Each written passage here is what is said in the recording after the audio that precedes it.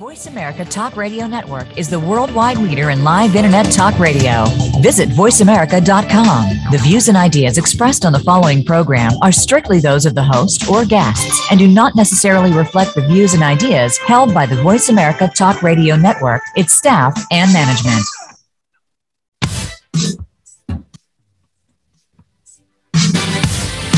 It's time to rock your midlife with Dr. Ellen Albertson. Are you ready to get real, break through, and learn how to make your midlife the best time of your life? Take on those life challenges and turn them into opportunities? Let's rock. Here's Dr. Ellen.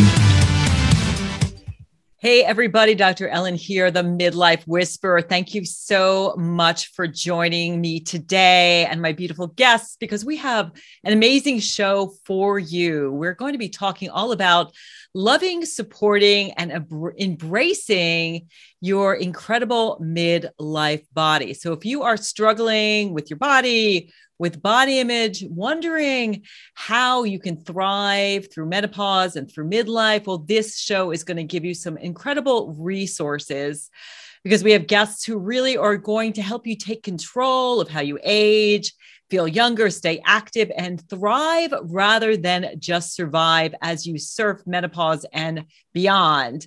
And you'll get tools and techniques that are going to help you inside and out. Because let's face it, aging is difficult, right? As midlife women and as, women in general, we are told that we are supposed to stay young. And the most important thing about us is our looks. And so that as we age, as, our waistlands perhaps expand, maybe we put a little bit of weight on, we become less active. Our body image can really take a toll. Your body image is the way you view your body, the way you see your body. And the truth about body image at midlife is that while it's not typically studied as much as young adults and adolescents, our difficulties with our body don't go away as we age. In fact, they can even get worse. And eating disorders still remain with women at midlife. So we're really going to be talking about that today. It's really a myth that women do not experience body dissatisfaction or disordered eating during midlife. And it's often minimalized. However, there's a number of studies that show quite the opposite. One study of women aged 50 and older found that 79% felt that weight or shape had a moderate to very important role in their self-concept.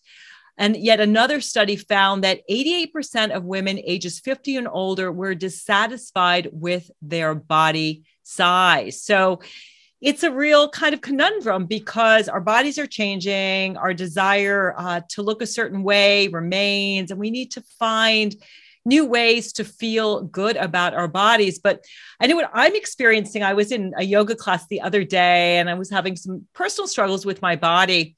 And I was just amazed that although I am struggling with certain things, like 99% of my body is working right.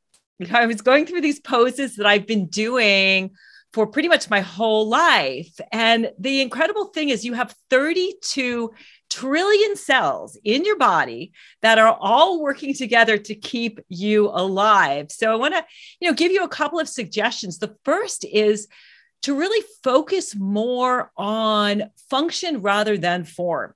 And I think, we're changing. We're seeing more midlife women in ads and certainly, online and social media. And there's a real movement to feel vibrant and beautiful, regardless of your age, but also to, maybe move away a little bit from focusing so much on your appearance and start to appreciate your body and thank it for what it does for you every day. The second thing I would say too is that practice self-compassion. I'm going to talk a lot about self-compassion because it's my area of research. Basically, self-compassion is learning to treat yourself the way you would a good friend. So being mindful when you are stressed or struggling, whether that is something with your body, your mind, your emotions, your spirit, understanding that struggling with your body is something that most women experience. This is normal. This is this idea of common humanity that we do get sick, things go wrong. And when you realize that this is normal, you don't feel so alone. You don't feel so isolated. And the third piece is to be kind rather than critical, right? If we talk to our friends the way we talk to our bodies, we probably wouldn't have any friends. And so, what my research really showed is I did research a number of years ago, and I took 500 women, half of them were controls, half of them were in the intervention group, and they received mindful self-compassion meditations. And on average, the people in the meditation group worked with the meditations for about an hour a week. And what the research showed is that body shame went down, body dissatisfaction went down, body self-worth based on appearance went down, and body appreciation increased. So here's something that you can do that has nothing to do with your body. I used to think, well, if I had the perfect body, then I would love my body. But that never works, because body image really is in your head. It's not actually in your body. I mean, it's visual. It's how you see yourself. It's mental. It's what you believe about your appearance. It's emotional. It's how you feel about your body, including your height, your shape, your weight. It's kinesthetic. Like, how do you feel? Are you experiencing pleasure in your life? Are you, taking those baths, getting those massages, having a beautiful walk, enjoying being in your beautiful midlife body? And it's also historical. So it's a lifetime of experiences, including pleasure, pain, praise, criticism. So there's a lot about body image, but I'm here to say, I used to have the worst body image in the world. And although my body to most people looked great, in my mind, it was never good enough. And I have to say that finding self-compassion turned everything around, and also learning to work with my aging body, to understand that, yeah, I can't quite climb the mountains. I live in Vermont. I can't quite do what I used to do. But, this body produced 2 children. I walk my 10,000 steps every day. I can lift weights. I can do so much. So we're going to talk a lot about this today. And another thing that's so important about improving your body image is exercising. There's a lot of research that shows that exercising regularly, and again, focusing on the function of your body, is one of the best things you can do for your body, your mind, your heart, your spirit, and it will actually improve your body image. And many women struggle with making exercise a regular habit. I think I talk to a lot of women that I'm working with, clients, and they're like, well, I remember being picked last for kickball and not being able to climb that rope during gym class. And so we, you know what I'm talking about, with these feelings about not feeling good about ourselves when we move our bodies. There's a lot of barriers to getting to the gym, comparing ourselves to other women. But I'm so excited about our next guest, because she's really trying to change that. She has created an amazing website, which is the optimal.me. That's the optimal.me. And I am so excited to welcome the optimal.me as a sponsor of Rock Your Midlife. And the optimal.me is for the midlifer who wants to feel younger, stronger, stay active, be independent and energetic. And I love this part, without pain or injury. This is not, going to CrossFit and blowing out your knees. This is about gradually getting into it. So her name is Liz Grantham, and she lives in South Africa. She is a single mom. She's an entrepreneur. She's a marketer, and she's an innovator. And she is going to tell us all about how we can embrace being active and strong and being able to continue our everyday activities as we age. Welcome to Rock Your Midlife, Liz. Great to have you here. Thank you so much, Dr. Ellen. It's wonderful to be with you. And so tell us first, how did the idea for the Optimal Me come about? So I am one of those who, I was a very good swimmer when I was younger, and I swam for most of my way through school competitively. And I got to the end of school and I just said, I'm not ever doing this again. I was so bored with 5 a.m. starts and finishing at 7. And for years, I really did absolutely nothing. I mean, I've always been very active in my work. I do a lot of production work and have throughout my career. So very busy, but certainly not with any level of formal exercise. And I tried so many things. I tried to go to yoga. I tried to do aerobics. I got myself a personal trainer. Eventually I was paying a lot of money to walk the dog with somebody. I mean, literally, you know, and I'm quite forceful. So when I don't want to do something, I don't. And it always annoyed me, even with a trainer, that I would always feel pain. And I don't know, it's a sort of psychological thing for me. I have enough pain in my daily life actually doing my job. I have clients who are always, you know, they have us on the clock, etc. That in my own time, that's the last thing I want. You know, I don't want to be told that it's got to be hard, because I really don't feel that that's how life should be. And certainly as I've gotten older, I really believe that life is not, you don't have to have, you know, this whole no pain, no gain thing is nonsense. But in 2010, we had the World Football Tournament here in South Africa. The FIFA 2010 tournament was held here. And we call it soccer here. Yes. We call it soccer too, but so we had this wonderful tournament and I had massive work, and I did a very big job with very little resources. And one of my medical team said to me, you know, you're going to have adrenal fatigue, and I don't think you realize how serious that is going to be. And I said, oh, please, you know, I'm fine. And he said, no, you really have to start exercising to manage your stress. If you do not start exercising, if you think you're feeling bad now, if you actually tip over the scale, that is the rest of your life, that you're never not going to be exhausted. And it was the fright that I got. And like most of us, we never do anything that's preventative. We wait until we're in a crisis before we do something. And I started looking around to see what I could do. And I have a wonderful functional medicine practitioner who said to me, Liz, you know, I know about this guy who does these classes that's all about functional movement. And I said, I'm not going to a gym class. I was so petrified at the thought of having to walk into a gym and go to a class, never mind, not like slink around, just doing my own thing. Anyway, I eventually thought, well, you have no choice. And I went one Friday evening at 5:00. I took myself off to this class. And the next 50 minutes changed my life completely. Because for 50 minutes, the music was extraordinary. I never once, I mean, normally when I exercise after 5 minutes, you know, there's always that big clock somewhere where you can see the time. And I'm counting it, how many more minutes. And I watched the people around me on a Friday night having the time of their lives for 50 minutes. There were young people, there were people heading for 80. And what they were able to do and how we moved, you know, it was like dancing actually, but dancing without having to really have a lot of rhythm, without having to be able to go, oh my word, I can't go left and right. And a lot of it was very instinctive. And it was so nice that by the end of 50 minutes, I felt like a different human being. And I started going 3 times a week. I started saying no to my clients when they said, can we meet at X? I was like, no, we actually can't. It needs to be an hour later or whatever it was. The ibuprofen I was taking every single day after lunch, I stopped taking, and I felt fantastic. And, you know, I actually really I got to feel so strong. And I think it's the one thing that often, if you're thinking about exercising, you know, we often think we must exercise to be small when it comes to body image. But if we change that and it becomes, I'm going to exercise to be strong. And that doesn't have to be, you know, physical with beautiful muscles, but just as a human being to feel strong and competent and capable.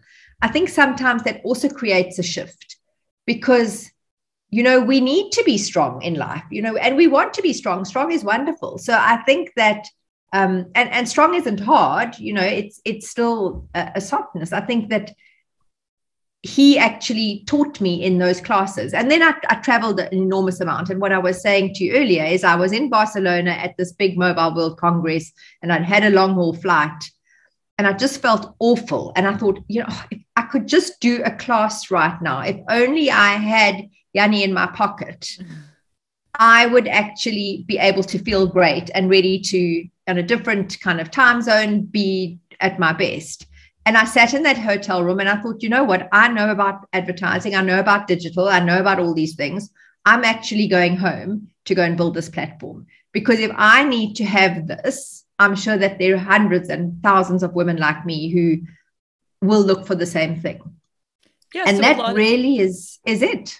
That's such an incredible story. So many things to touch on. That first of all, you felt so good. Like exercise. I mean, if we could put exercise in a pill, I mean, you're talking about increasing endorphins, you're talking about, dopamine, serotonin, all of the neurotransmitters, and you're really moving that synovial fluid, which is cushioning your knee joint, all of your joints. I mean, exercise. I mean, I'm the opposite. I've always been a jock, and I exercise 2 to 3 hours a day. And people go like, that's so much. But, I take an hour and a half long walk with my dog. I might do a class on your platform or a yoga class. I lift some weights. But I love this story, though, that you went from nothing and literally like made a 180 and just was like, I am having so much fun. I don't know where we got this cockamamie idea that exercise is punishment. That I think market, the world of business and marketing created that. You've got to make a time in your diary because you've got to go to a gym. And if it's Monday, you're going to do your, abs. If it's Tuesday, you're going to do this. You've got to have equipment. You need to wear things. And we all got into this whole habit, I think, of not listening to our bodies. And, it's why we hurt ourselves. It's why we do foolish things when we're doing a class because we're pushing ourselves too hard, or, we're going to have this whole idea of being competitive. I think we're a generation of competitive people. We always want to push the boundaries. We want to try harder. We want to be better. And I think part of what the classes taught me and what we call integrated movement routines teach you, each of us as individuals, is to listen to our bodies, because there are no two bodies the same. None of us have the same history. None of us have the same injuries. None of us have the same bone structure. We have all different imbalances. And if we're able to listen to our bodies, we can take a whole different approach to how we move. And I think when we accept that movement should be pleasurable and not painful, that changes things too. Because if you can do something that really makes you feel great, but you haven't gone through this, I'm so sore, I'm hurting myself. If it's not sore, it means, if your shoulders are sore, you must do things that hurt to get the blood to rush there, because then the pain's going to go away. No. The treatments for chronic pain have all changed completely. We work with the most wonderful pain qualified physiotherapist who's on our site too, Simone.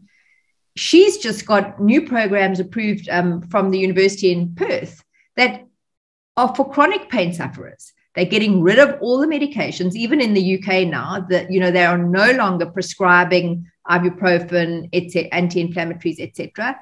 And it's becoming all about movement, but moving that it makes you feel good, even if it's just a little bit, as opposed to always leaning into the parts that are sore, that you go into that fight or flight space. And that's what we have to relearn and reteach ourselves, is that when we move, it should be pleasurable. And sure, every now and again, it might hurt a little bit, but it's not about, having to hurt things that are already sore. And I think it changes the way you approach things when you think about it like that. So tell us a little bit about the actual site. So if someone's listening, and I know a lot of people I work with have kind of these barriers against moving because they haven't done it for years, and they kind of bring it up, and it sometimes creates some, I don't know how to do this, I'm not good at this. But for whether somebody's a novice exerciser or they've been exercising for years, tell us a little bit about what they'll find on theoptimal.me. So we take kind of a varied approach. Number one, in terms of where you're at on the scale of experience with movement. The movements that our program is based on are all functional movements, and movements our bodies are designed to make. There's no weird poses or pushing yourself into strange shapes or having to do anything that you can't. And it's all about going in your own time at your own pace. So we have a 21-day onboarding program where you can choose to either do a beginner's or an intermediate 21-day program. And it's very slow onboarding, the same slow things over and over until you start getting completely comfortable with them. We also have created, for people who always want to do things right, a whole section on our site about that we call the how-tos, where you literally exercise by exercise. You can even download a PDF if you wanted to kind of do it on your own outside of doing a routine. And then you can choose, obviously, based on time, because a lot of us are time poor. And, getting somewhere to do things or always trying to find 30 minutes is hard. So what we've done is we've taken an approach of 5 minutes, 15 minutes, 30 minutes, or 50, because actually doing less movement more often throughout the day is far better for us now than doing 50 minutes in the morning and then sitting all day. So really what we're trying to do is to make movement rather than exercise fit into your life. Because if it fits into your life easily and you can habit stack when you move, making small changes all the time, you're really going to have a way better outcome than if you have to do this big thing now and you've got to do it at 8 o'clock, or you've got to do it at, whatever time you've got an appointment. I think that it's very much a real kind of piece of the puzzle where that it fits into your world. It is so, sorry, are you seeing all of this? It fits into your world, and it's really something that becomes pleasurable. And as a last thing for us to understand is, functional fitness is coming into the mainstream now, like integrative medicine is. And we need to be able to twist and rotate and work in verticality, right? When we walk, we're in verticality. If we're rowing, we're in verticality. If we're cycling, we're in verticality. We need to twist and turn so that we are able to keep our balance no matter what we're doing, whether we're stretching, up, or having to turn around and bend at the same time, because that's often when injuries happen, when we're not able to shift and use our upper body and our lower body all at once. And that really is what integrated movement routines do, is very slowly take you on a journey of discovery. Yeah. And I love this idea of habit stacking and doing it in short bursts, because the research really shows the recommendation is around 30 minutes a day for movement most days of the week. But you could do that 30 minutes all at once. You can do them in 5 minutes. And I love when we were talking on Instagram today, you were talking about like habit stacking with your coffee. So let's say you put the grounds in, you put the water in, it takes 5 minutes to make the coffee. Take the optimal.me that's in your pocket. It comes right on your cell phone, and then you can do your 5 minutes. So if you do that 5 minutes there, you do another 5 minutes. Let's say you're, waiting in an appointment, or you're just taking a 5-10 minute break. So it's lovely that you can cut it up. And also I think it's, as you had said earlier, so important to schedule in the time. That's what I find the hardest thing for midlifers is we've got so much on our plate. We're taking care of so many people. We're taking care of our own jobs and our kids and maybe our parents and our spouse and our house, and it just never happens. So just like, we have to schedule in all that self-care, right? You have to schedule in your movement, schedule in time to do things that are joyful for you, or it's just not going to happen. Yeah. And I think, Ellen, the other thing that's so important is in terms of a great midlife, your body actually, like movement is medicine, so is food. On our site, over and above the movement that you find, we really talk a lot about nutrition, and we provide, our approach to all of this is when you're in midlife, we're smart people now. We know how to make decisions. We know if we start getting in tune with ourselves, know what's good for us. So we really don't, and we don't believe in one size fits all. So we see very much, my philosophy is let's provide information that you can get to fairly quickly, that you can read, well-researched, really beautifully curated material that is all credible, that comes from the best sources, whether it's the latest Harvard research or things that are coming out of the UK. So around health and nutrition, that can help you think about things like inflammation and how you get your inflammation markers down. That can help you think about how you eat. And of course, this all plays into where we are now in this time when our bodies change, when how we react to what we eat is quite different to when we were younger. We know, with things like alcohol, etc., we just don't feel the same, or the impact takes longer to get over, etc. So we dedicate a lot of time and effort to having very, very fine writers and creative people curate and provide information in really bite-sized chunks, so that we can be even better educated without having to go researching for hours and hours and weeks and getting so many kind of different outputs, etc. So we have very beautiful health content on our site, and we, great nutrition content, and also we talk about self. The changes we're talking about. You kind of thinking about the body shaming piece. You're going to talk a bit about menopause and how to cope with that. Having to deal with older parents, having to deal with kids leaving home and empty nest. We cover on our site a lot of the things that are common to us in this time. But and movement is at our core. People can join for a month free. So if you're listening and you're curious, just go to theoptimal.me. You can join, and there really is a smorgasbord. And I think what's so exciting is, we're living longer. And so we are changing the whole face of what aging looks like, and, wanting to make the most of this next chapter. And it's a really new thing that people live as long as they do. And the next half hour, we're going to talk about menopause, but certainly exercise, eating has really been shown to make a big difference if you're having, in terms of going through peri-menopause, where if you're moving your body, again, appreciating your body, eating more of a whole foods, plant-based diet really has a huge, huge impact. So what does the future of the optimal.me look like? But I know you've got some big plans for this. Can you tell us a little bit about where your vision for this incredible site is? So I think, the one great thing about Midlife is that we have the experience, the wisdom, the confidence. We know ourselves hopefully well enough to make big changes and to embrace those changes. So what I'm working on is really trying to kind of reach as many people as we possibly can, with this whole notion of integrated movement, and of how we can really, as we say, and many others, make our next chapter our best chapter, because it is, after all, a time that comes where we have a sense of freedom. Both, and hopefully it's reaching enough people with a retirement plan for their bodies that they haven't thought about while they were saving away for years and years. We want to be independent. Research tells us that.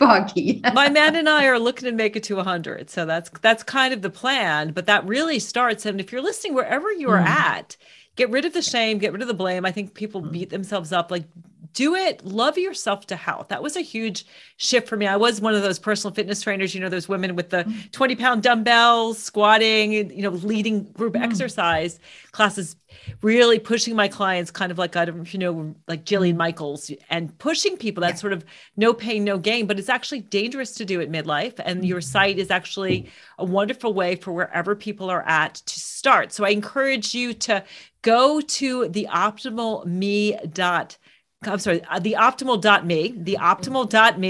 You can join for 30 days for free. Yeah. Check it out. And we're going to be back after the break, still speaking with Liz. And we're also going to speak to Kate Codrington about her amazing book called Second Spring. So we're going to be talking about movement, talking about more about what you can do for menopause. If you want to get in touch with me, it's themidlifewhisperer.com. That's themidlifewhisperer.com. I'll see you on the other side. All right, all clear. All right, that was great. We got to get you doing reels, Liz. Kate, do you do reels? Kate's not. No. I know you have such a love-hate relationship. With social media. Yeah, I do. I do make them where I don't have to point at things. I talk and point my phone at a tree, and that's as exciting as it gets. Well, I just find it all just too much, actually. I think that, I've just spent a long weekend. It was my birthday on yesterday, in fact. Oh, happy birthday. Congratulations. Happy birthday. Thank you. And I had a long weekend with my family and my daughter and her cousins and these young. Well, they'll come. Well,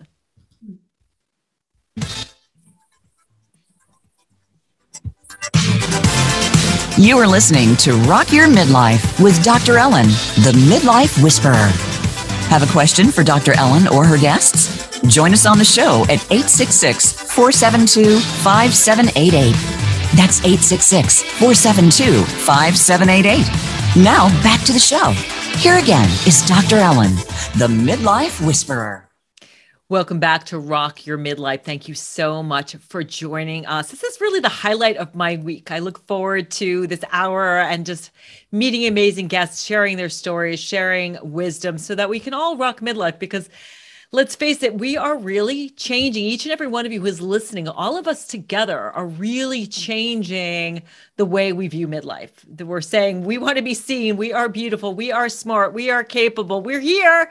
And marketers are beginning to look at us and pay attention. And that's why I'm excited about our next guest, Kate Codrington. She has written an amazing book called Second Spring. For those of you who are watching here, it's a gorgeous book. If you are, and wherever you are on your menopause, midlife journey, you're going to find so many incredible self-care techniques and tools and ways of viewing this. I know even in the last 5 years, there's been such a switch in terms of talking about menopause. It's no longer taboo. It's actually becoming kind of cool. And that's why I love Kate Codrington, because she is really reframing it from a taboo topic framed by shame and lack of information into something that is real and transformative. And she is talking about menopause, and she is giving women tools. She's a mentor, she's a speaker, she's a facilitator, she's an artist, she's a writer, and she's been a therapist for 30 years. And she's a pioneering, just beautiful spirit. She had me on her podcast, probably about 6 months ago. And we've been talking back and forth. I've been following her because she has a very interesting home story as well, with her lilac home that she lives in.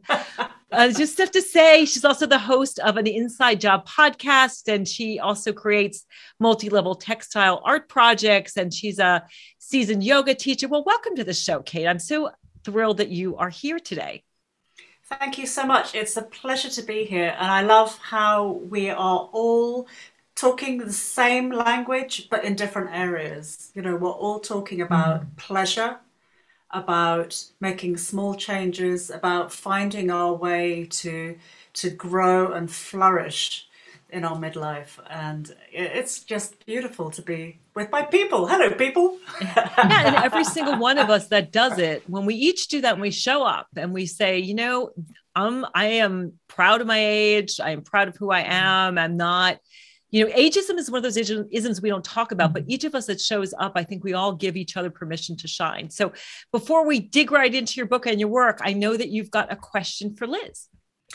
Yeah, I wanted to ask if you think there's a relationship between a kind of stuck feeling in our minds and the kind of stuckness in our bodies, particularly relating to homeworking and being like wedded to these beautiful, evil, beloved screens, like when we're sitting here on Zoom, right? And it's very easy to get stuck. I find it, I'm a movement person, but I find it very easy to get stuck here for, 3/4 of an hour, rigid. And I think my mind gets stuck too. Is that common? Without a doubt. And I think that rhythm, nature has rhythm, right? And I think life is about, all life has rhythm. And when we're sitting and we're stuck for long periods of time, we do lose our rhythm. We lose rhythm in our train of thought. We lose rhythm in our bodies. And inactivity is really, everything, our organs slow down. Everything starts slowing down. So I think there is without doubt a relationship between the amount of and how often we move and get up off the chair and literally walk around, as simple as that, or get up and walk to the door and, maybe open it and get a breath of fresh air. And how we sit. I mean, so many people are sitting for like 13 hours a day. The World Health Organization calls, the lack of us moving a pandemic. And before there was even a pandemic, they were using the word about inactivity. So if you just think about how everything slows down, your whole system slows down when you're sitting. And it's easy. The more you sit, the more you want to sit. Like with everything, the more you move, the more free you feel, the more you walk in nature, the more you want to walk in nature. And it's why I love the whole dance. And I'm no dancer. I say, like, just put your music on actually switch on your favorite song and dance for 5 minutes. Thankfully, when we were young, hit songs were a bit longer than 2.5 minutes or less. Just in your bathroom, while you're brushing your teeth, dance to your favorite song, because you're moving and you're getting your whole physical system going, and at the same time your mind. So yeah, I'm a great believer in the fact that being sedentary in your body actually leads to a sedentary mind.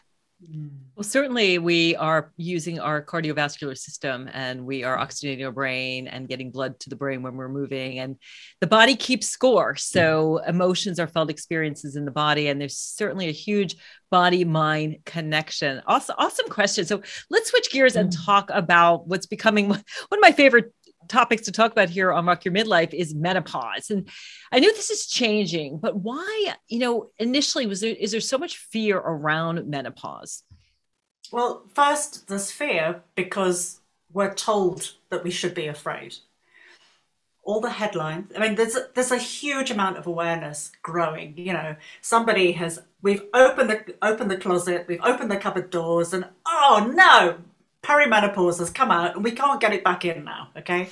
So the shame that we feel around this is dissolving slowly, and that will take time. But in order to get people to watch the television programs, to read the newspaper headlines, they use negative headlines, even when the story is positive.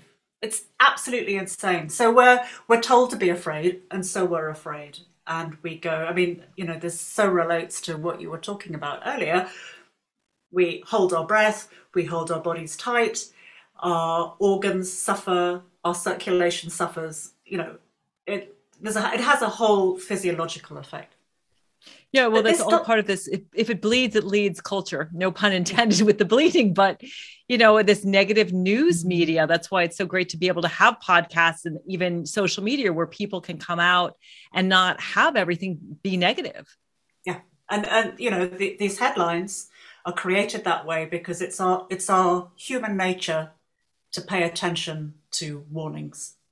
And I think when we show up like that, to make us buy stuff, to buy anti-aging creams, to click, to buy the newspaper, to watch, to get the viewing figures up.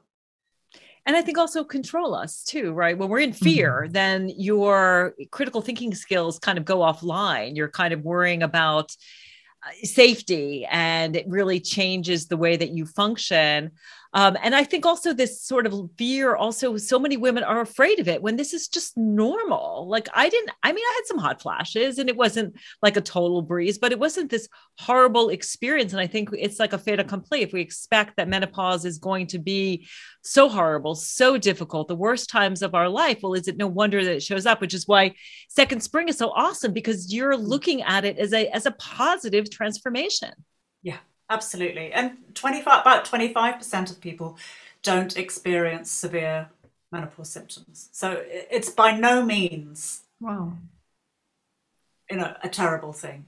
And you're absolutely right. The fear keeps us shut down. It keeps us disconnected from our feelings.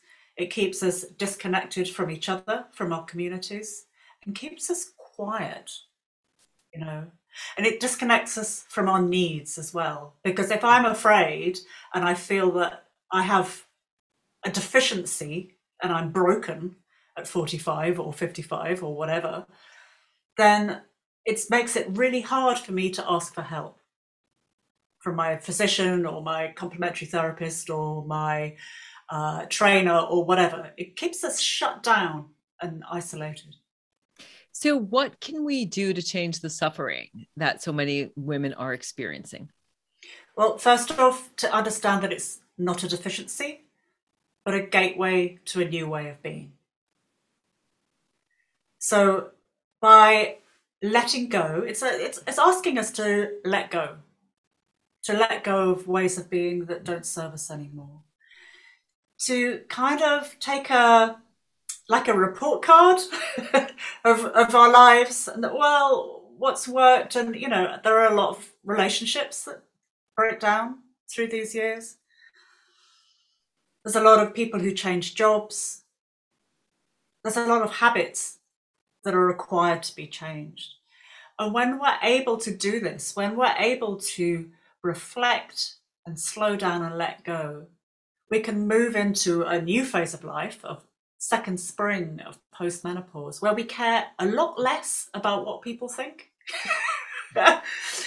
And we're not so dependent on other people's approval all the time, because we, you know, as women, we were born in the 60s and 70s. We were trained to be good, to be in service, to be quiet, not make a fuss, really don't be angry, because that's not what girls do. It's not what women do.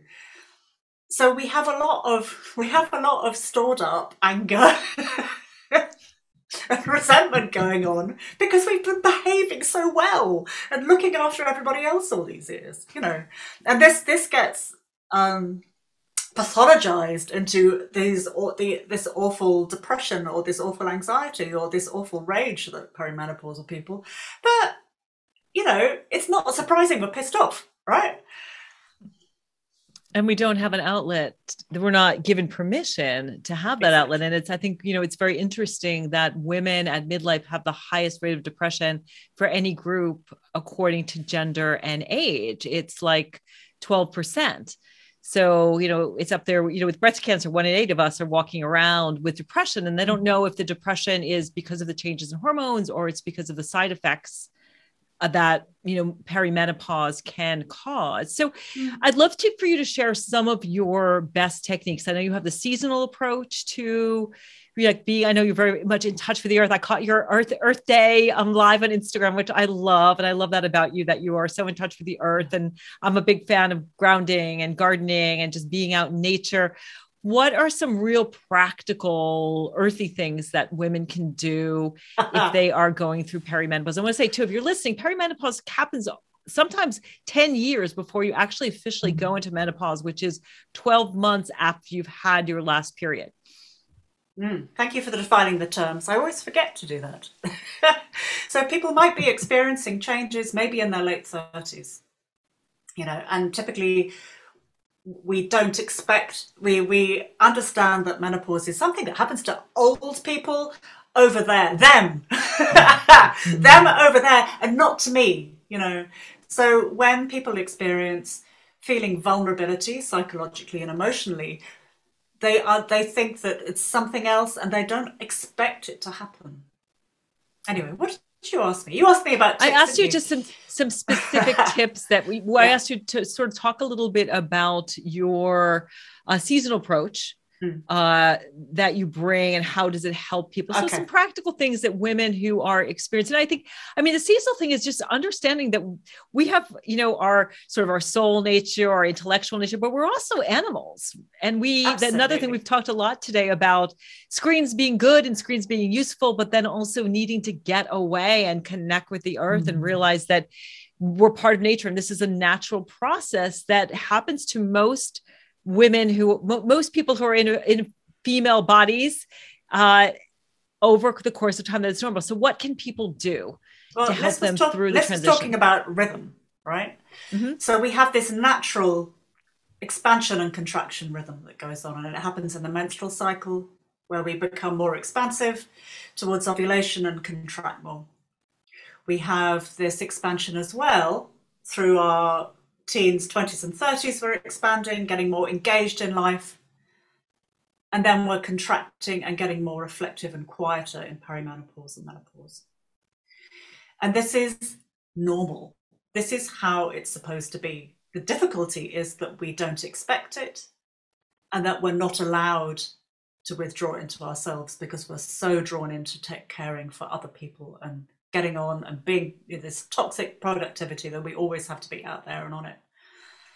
So there are like a gazillion ideas in my book. It's sort of pick and mix of all kinds of things. But the most important thing that we can do is to create more space for ourselves in any way that you can every day. And it's very akin to what you're talking about, Liz. So that could be to sit and have a breath in your break in the loo. I don't know. How do you say loo in American? We use a bathroom, but we can say loo. Bathroom, I like loo. So, okay. So to take time out consciously for yourself. And that might be to say no to appointments. And sometimes we have to say no to really exciting things if we're depleted. If you're in the sort of place where you're edging towards burnout, where some people are talking about adrenal depletion or that kind of thing, we might have to say no to things that look really juicy, but ultimately we don't have enough reserves and create space for ourselves. It might be pottering around in your pajamas. It might, how can we create space that is soft, where we can soften, where we can feel a softening and a spaciousness in our mind and a softening and a spaciousness in our bodies and our hearts. Yeah, it can be challenging if you are sort of in that type A, and I know that I have some workaholic tendencies, and sometimes it's hard to think about, well, I'm just going to not worry about doing anything today. I'm just going to lounge in my pajamas, and I think it's challenging for a lot of women who've been taught you are what you do and accomplish, and it's hard for us we're human doings instead of human beings. Yeah, so it can take some structure. We were talking about structuring and exercise earlier. We can do little things like if you have, we're all on Zoom these days, a lot of online appointments, probably right across the board for most people. You can arrange to have a longer gap in between them. So if you're used to somebody who's really quick and squashes a lot in your day because you have to get it all in and get it all done, then you can arrange a 15-minute gap. Challenge yourself, make it a little bit bigger than you're used to, and see how that feels. And when the anxiety comes up, pay attention to the voices that you hear, because that's the gold, right? That's where you'll hear, I have to be harder. I'm letting people down. That's where you'll hear all the negative voices, the messages that you've been picking up through your life about why you have to push through and why you have to make your own needs secondary to other people. And that's that absolute gold. And then if you can listen to that and engage with those voices, then you know what you're working with. Then you know what the stuff is that you need to let go of. Yeah, that inner critic is trying to help you. And that inner critic is really the internalized voice of early caregivers who tell you, get good grades, finish the food on your plate, clean your room, be a human doing and get all these things done. And as children, we feel like if I don't do those things, then I won't be loved, I won't be taken care of, but we still have that voice. And it's really the antithesis of self-compassion.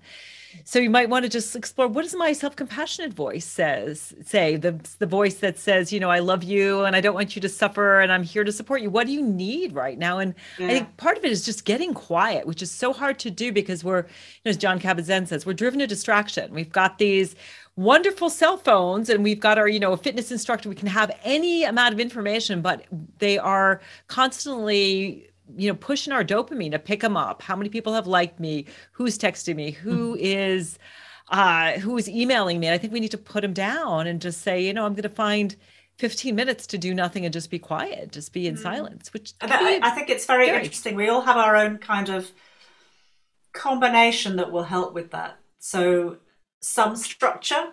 So I will turn my phone off at 7:00 at night or 8:00 at night.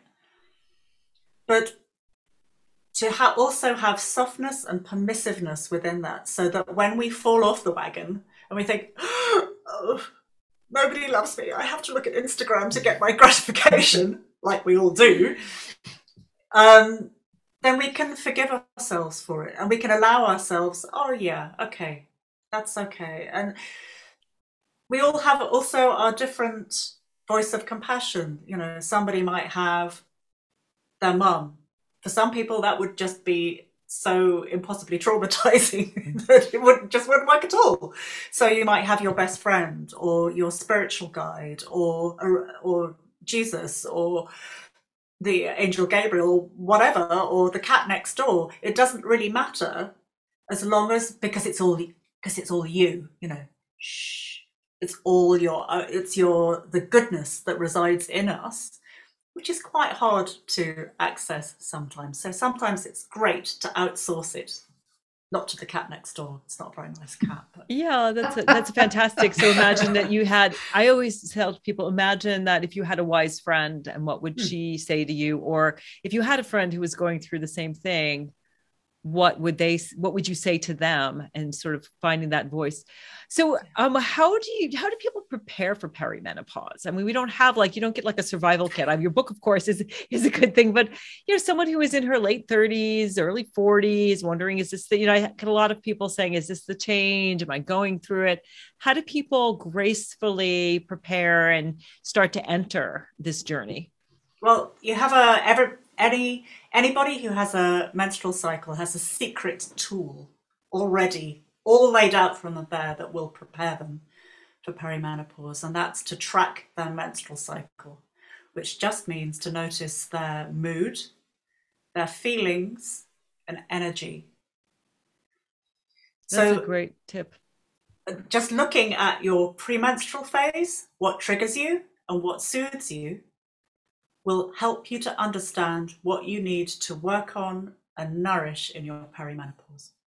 Because perimenopause is also an autumnal phase. Yeah, that's a fabulous suggestion to really start to track your mood. So we only have a few moments left. I'm wondering if, Liz, if you have a question for Kate. Oh, so many. So we've got a minute. So yes. So Kate, I think the interesting thing is, if you are going through perimenopause, often it's just too confusing, but there are a lot of voices out there now. What would your sort of first piece of advice be to somebody that doesn't know where they're at on the scale, right? They don't know. They're asking the question, am I perimenopausal? I would suggest that they should probably lower their standards of themselves. Let the house be dirtier. And let yourself be kinder. Well, there is so much noise. There's so much noise, but our standards are always too high. How can we soften? How can we find that kindness? That's such a great suggestion, that let the perfectionists go and do less. So women, thank you so much for joining. If you are looking to connect with Liz, it is theoptimal.me. That's theoptimal.me. And if you are suspecting that you're anywhere close to perimenopause, I cannot recommend Kate Codrington's book, Second Spring. It is a gorgeous book. I am through the change, but I just love it. It is a beautiful book. Both of you, thank you so much for being here. Thank you, everyone, for listening to Rock Your Midlife. If you want to reach me, it's themidlifewhisperer.com. That's themidlifewhisperer.com. I would love to know what you think about the show. If you have any suggestions, thank you so much, and we'll catch you next week.